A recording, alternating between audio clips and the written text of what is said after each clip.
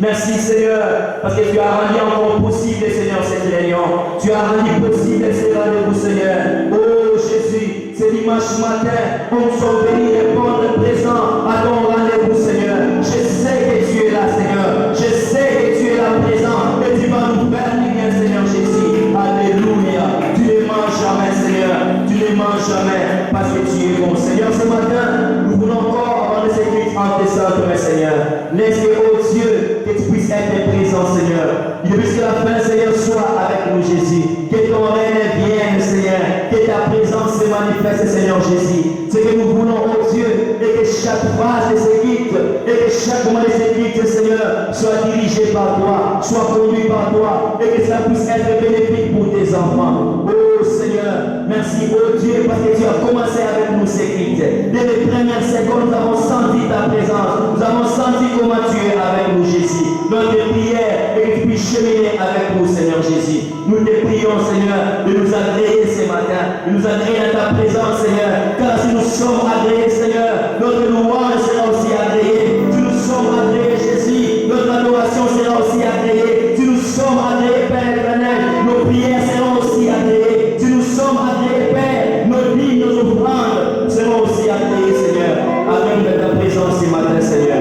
Oh Yahweh, conduis ces cris, Seigneur. Oriente tes enfants, Seigneur. Nous voulons, oh Dieu, que tu nous diriges, Seigneur. Pendant les temps de louange et d'adoration, Seigneur, nous avons besoin de toi. Ce matin, Seigneur, nous voulons t'adorer en esprit et en vérité. Ce matin, Seigneur, nous voulons te louer, oh Dieu, de toutes nos forces, Seigneur. Alléluia. Parce que, Seigneur, tu as quelque chose que tu as réservé pour nous ce matin. Merci, Jésus. Merci, oh Seigneur, pour la parole qui sera prêchée ce matin. Je sais, oh Dieu, que ce matin, tu vas parler à un cœur. Je sais, ce matin, tu vas parler à une vie, Seigneur. Laisse que cette parole, Seigneur, puisse encore nous transformer. Laisse que cette parole puisse nous façonner. Laisse que cette parole puisse encore, Seigneur Jésus, nous corriger, nous enseigner, nous instruire, Seigneur. Montre-toi, Seigneur. Oh Yahweh, je prie, Seigneur, pour la personne qui va porter la parole, qui soit poussée par l'Esprit de Dieu, qui soit utilisée par toi, Seigneur. Utilise-lui, Seigneur. Il a besoin de toi, Jésus. Nous abandonnons le monde de la terre, oh Dieu, avec l'union musicale entre tes saints mains. Pense, oh Seigneur, à tes enfants du service d'accueil. Pense à tes enfants d'intercession. Pense à tes enfants à l'économie. Pense à tes enfants les dernières larmes, Seigneur Jésus. Hâte-les pas de ceux qui sont encore en cours de chemin. Oh Jésus, ceux qui sont encore dans les mains. Saint-Esprit de Dieu, touche le cœur, Seigneur. Ce matin, oh Dieu, nous voulons un cri de béni. Ce matin, Seigneur, nous voulons un cri de remplir l'Esprit, Seigneur. Voilà pourquoi je t'en supplie, mon Dieu, de remplir nos cœurs, d'inonder nos cœurs de ton Esprit, Seigneur. Que nos vases, que nos coupes, Seigneur, ce matin, puissent déborder mon roi de ton Esprit. Et que cet endroit, et que ces lieux, Seigneur, soient remplis de l'Esprit de Dieu, Seigneur. Manifeste-toi, mon Dieu. Seigneur, je prie pour les offrandes, Seigneur. Montre-toi, Seigneur. Nous voulons t'offrir ce matin avec libéralité. Nous voulons t'offrir, Seigneur, avec joie, car c'est la continue, Seigneur, à l'avancement de ton œuvre. Oh Jésus, il est écrit dans ta parole, porte élevée vos rideaux, élevez-les portes éternelles, que le roi de gloire fasse monter. Qui est donc ce roi de gloire? Le Seigneur des Seigneurs, Jésus-Christ est le roi. Seigneur, nous ce matin, nous élevons nos rideaux afin que tu fasses ton entrée, Seigneur. Oh Jésus, sois présent, Seigneur, et conduis les choses, Seigneur. Dirige-nous, Jésus. Puisse la paix de ces guides, Seigneur. Nous voulons voir ta main puissante. Sois avec nous. Au nom de Jésus-Christ, nous avons prié et nous disons Amen.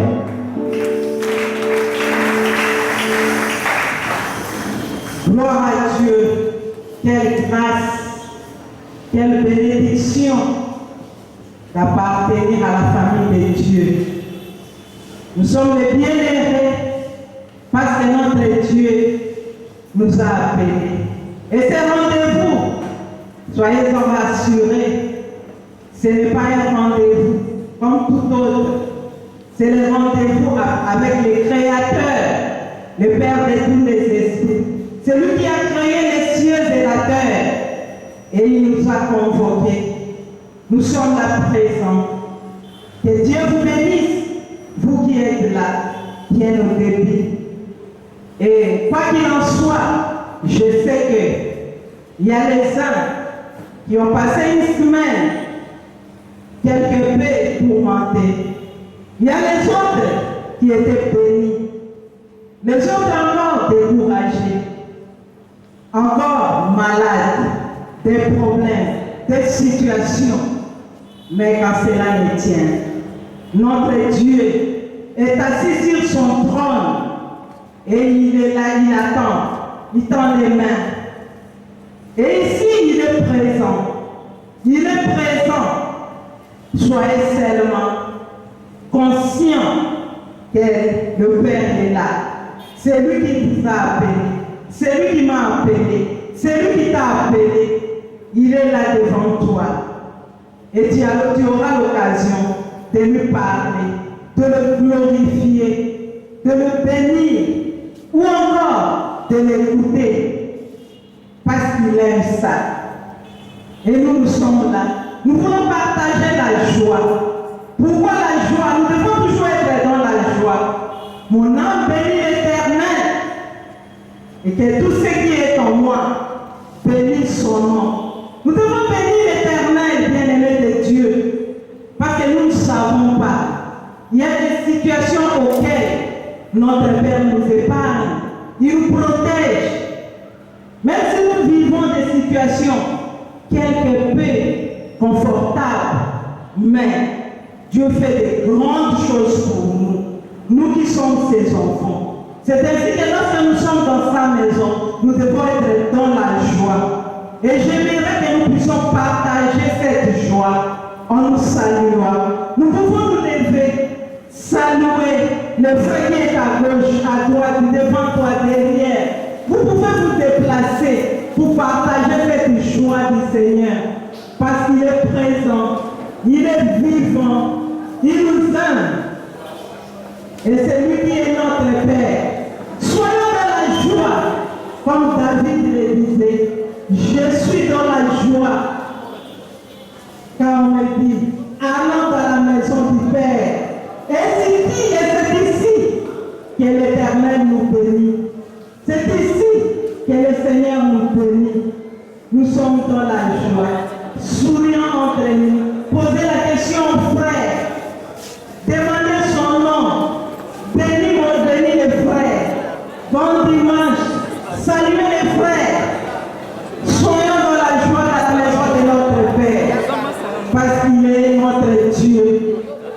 Et il veut que nous puissions être dans la joie. Et moi, je ne saurais pas vous saluer tous. C'est comme ça que j'ai dit que Dieu vous bénisse. Saluons les uns les autres. Applaudissons notre Dieu.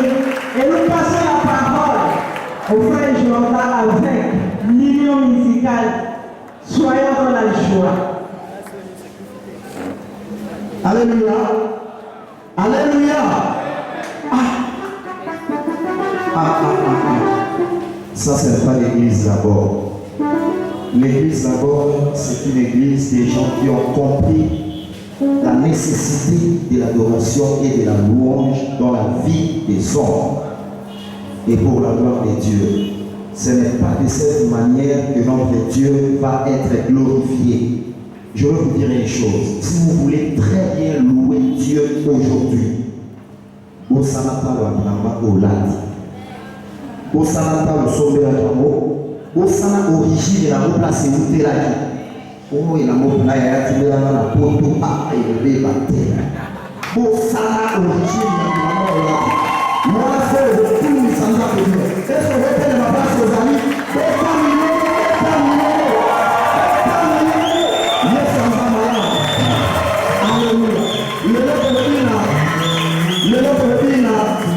Dans ce monde, autant l'extrait là-haut, Tobi na Léogo, Tobi na Moïse, Tobi pas, Tozobi pas, Tozo la terre.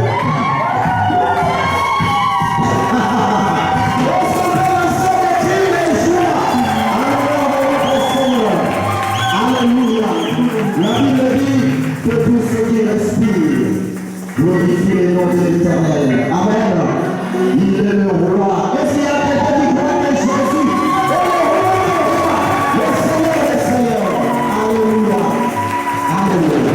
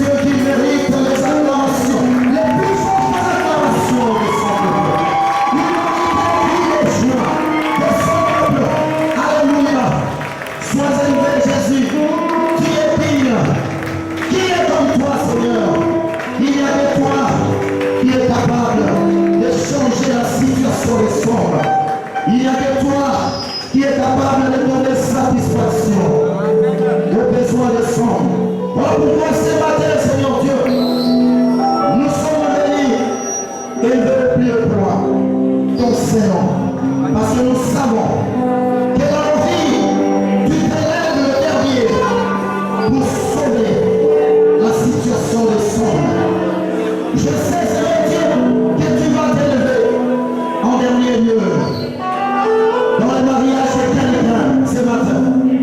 Tu vas t'élever le plus haut point et en dernier lieu dans le travail de quelqu'un ce matin. Nous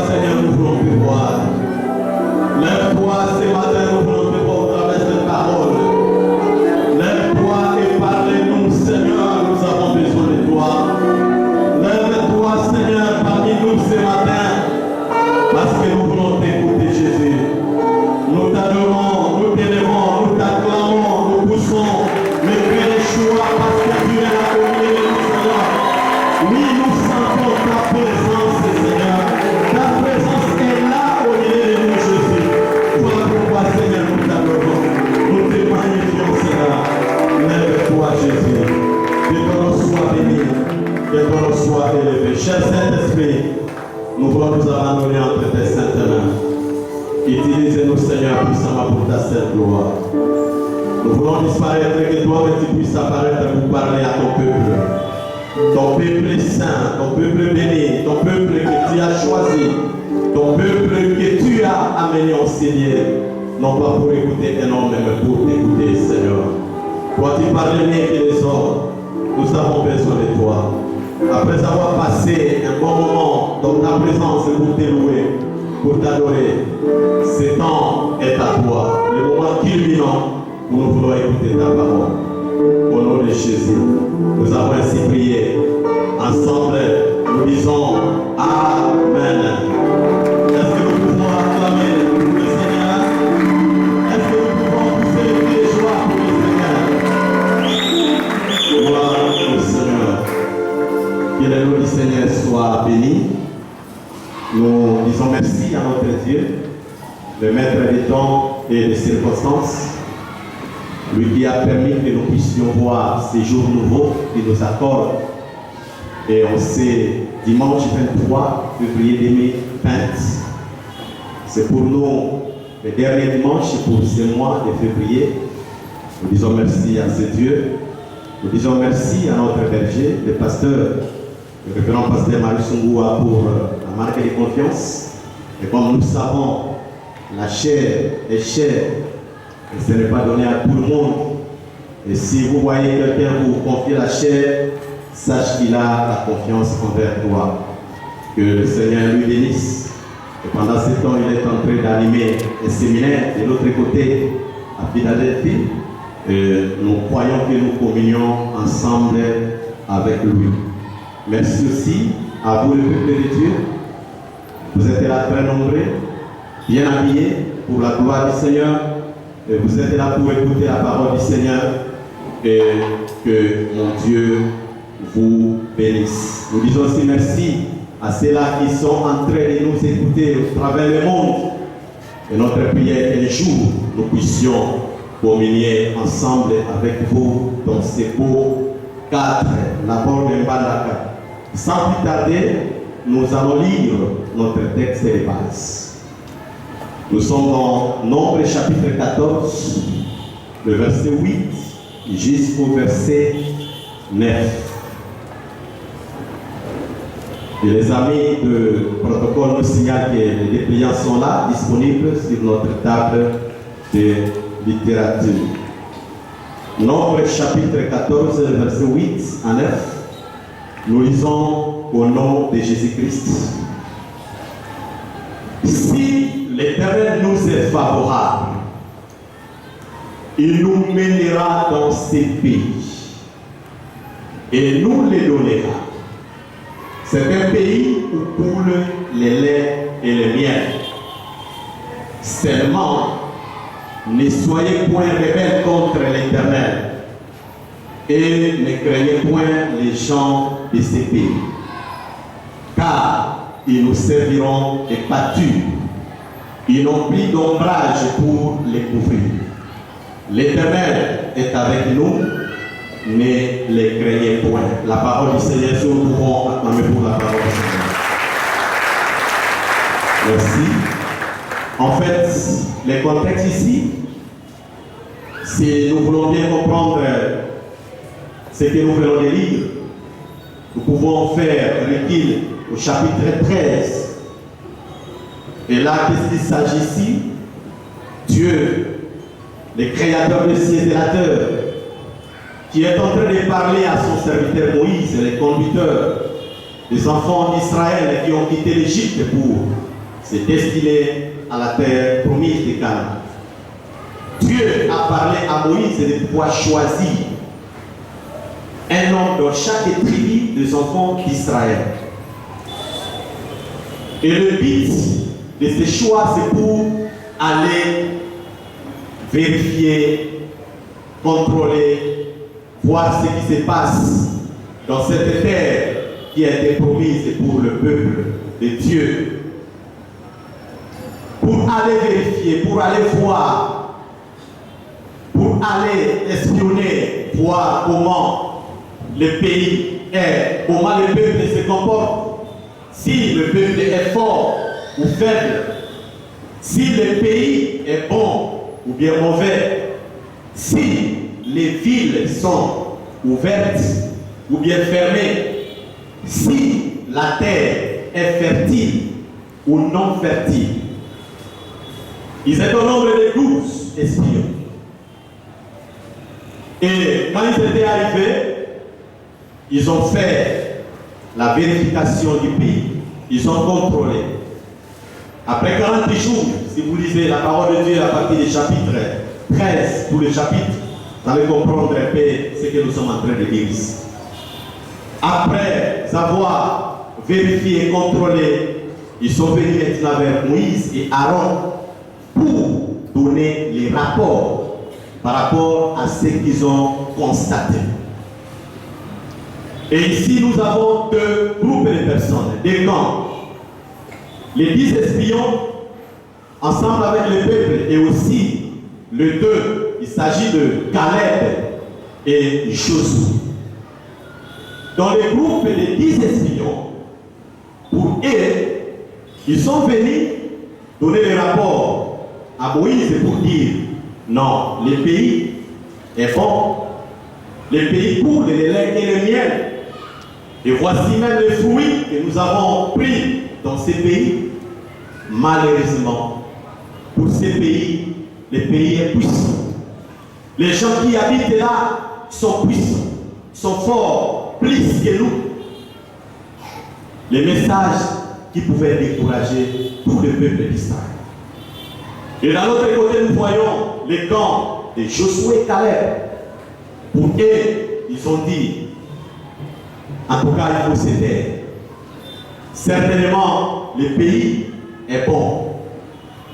Mais nous devons monter et le Seigneur va nous rendre victorieux.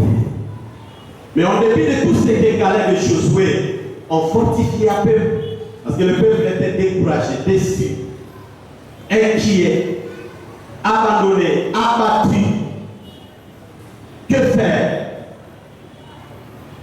Mais il continue toujours à tergiverser, à décourager les enfants d'Israël. Et dans le chapitre 14, où nous venons de lire, quand vous lisez un peu en amont, vous allez comprendre que le peuple a pleuré, le peuple a crié, le peuple a crié, ils ont pleuré.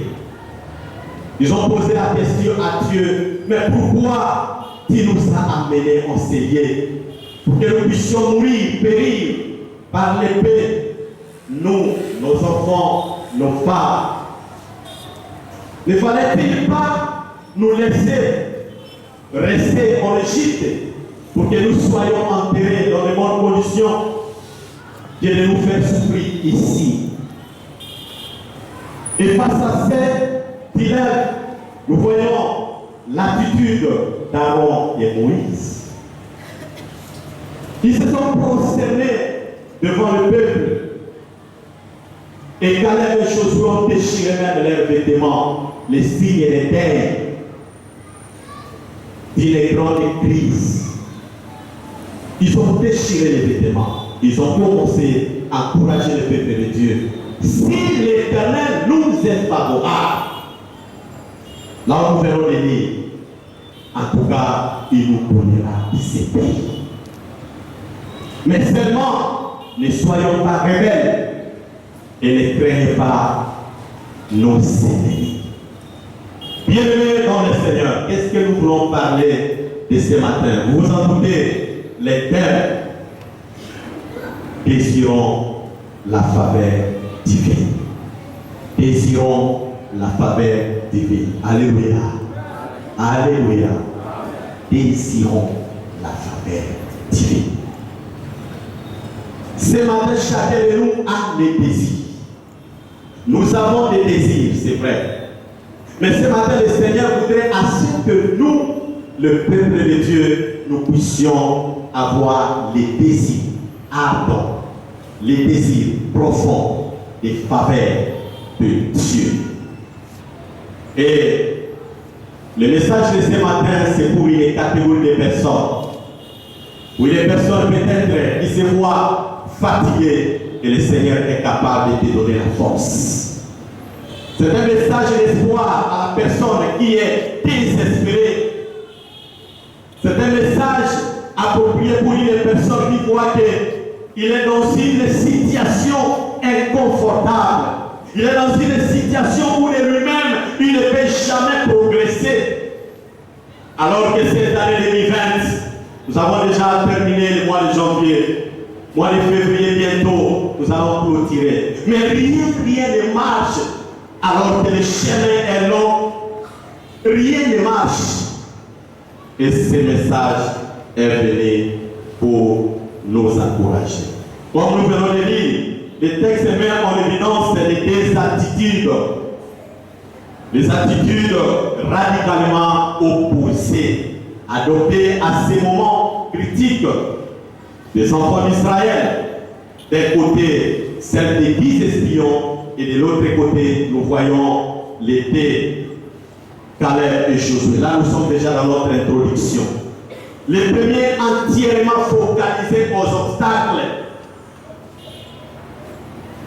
à la conquête du pays. Ils voyaient la taille, la grandeur de ceux-là qui habitent de ces contrées. Ils étaient menacés à cause des obstacles, à cause des robistes et des géants qui occupaient ces pays. Et cela a conduit le peuple à la panique totale et à l'incrédulité. Voilà pourquoi ils ont pris même la décision de pouvoir nommer quelqu'un qui pouvait les retourner en Égypte. Ils ont oublié les bienfaits de Dieu. Ils ont oublié tout ce que le Seigneur a fait pour eux à cause d'une situation. C'est ce que aussi nous sommes en train de faire. À cause des problèmes, à cause d'une situation, nous sommes prêts à abandonner notre Dieu. Nous sommes prêts à trahir notre Dieu. Nous sommes prêts à rejeter notre Dieu, oubliant tous les bienfaits de notre Seigneur. Et le second, nous voyons, c'est le contraire.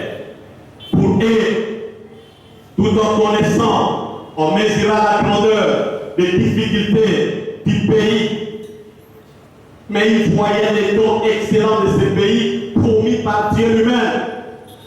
Et pour eux, au lieu de sombrer dans l'attitude de l'inquiétude, de découragement, ils pouvaient placer toute leur confiance à l'Éternel, source de leur force, le Dieu des faveurs.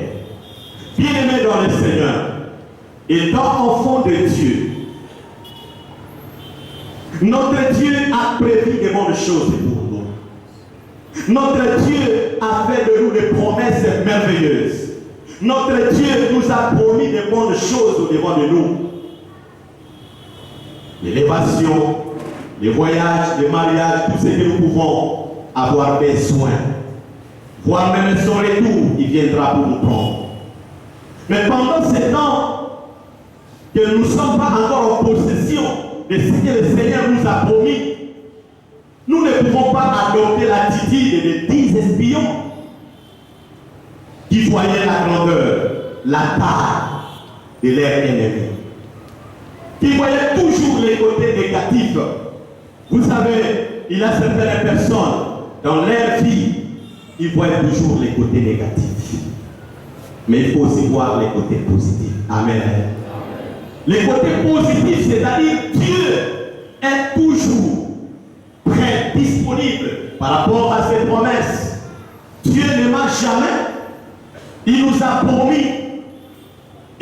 promis, quels que soient les obstacles, nous ne pouvons pas tenir compte de tout cela. Il faut voir toujours les côtés positifs. Pensez aux promesses de Dieu. Pensez à ce que Dieu a déjà fait. Qu'est-ce que Dieu a fait pour toi? Ne fût-ce qu'une œuvre que le Seigneur a fait pour toi. Même non pas pour toi, mais pour ton frère, pour ta sœur qui est de près à ton côté. Qu'est-ce que le Seigneur a fait? Puisqu'il a fait ne fût qu'une fois dans ma vie, pour mon frère, pour ma sœur, qui était dans une situation telle que je suis en train de traverser. En tout cas, au devant de tout ce que je peux constater, je ne peux pas trahir mon Dieu. Je ne peux pas l'abandonner. Bien, mais si nous adoptons l'attitude de ces 10 espions, cela va provoquer la panique. Cela va provoquer l'incrédulité en nous. C'est-à-dire, nous pouvons prendre la décision de retourner dans le monde là où le Seigneur nous a tirés, dans la boue du péché.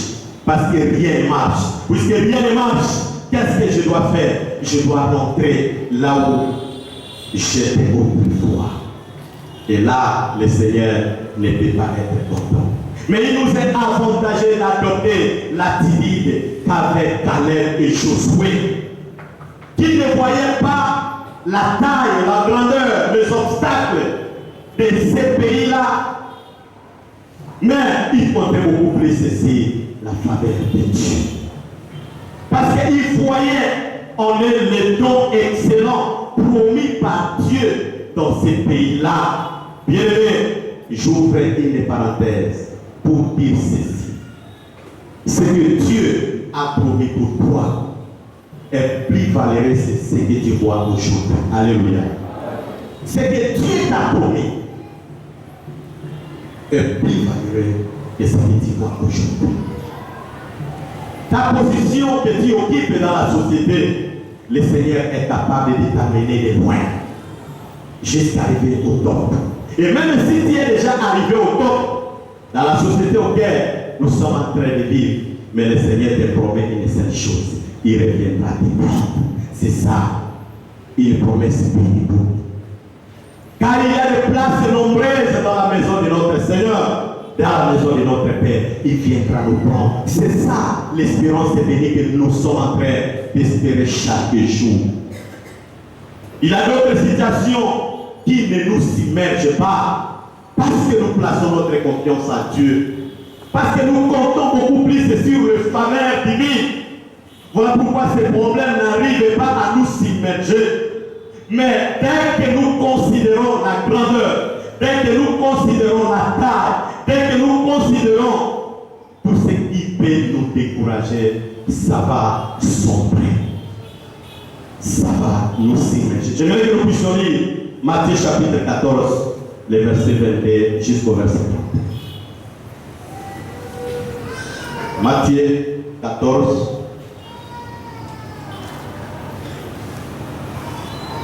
le verset 22 jusqu'au verset 31. Nous lisons la parole du Seigneur. Aussitôt, après, ils obligea les disciples à monter dans la barque et à passer avant lui de l'autre côté pendant qu'il renverrait la foule. Quand il eut renvoyé, il monta sur la montagne pour prier à l'écart. Et comme le soir était venu, il était lassé. La barque déjà au milieu de la mer était battue par les flots, car le vent était contraire. À la 4e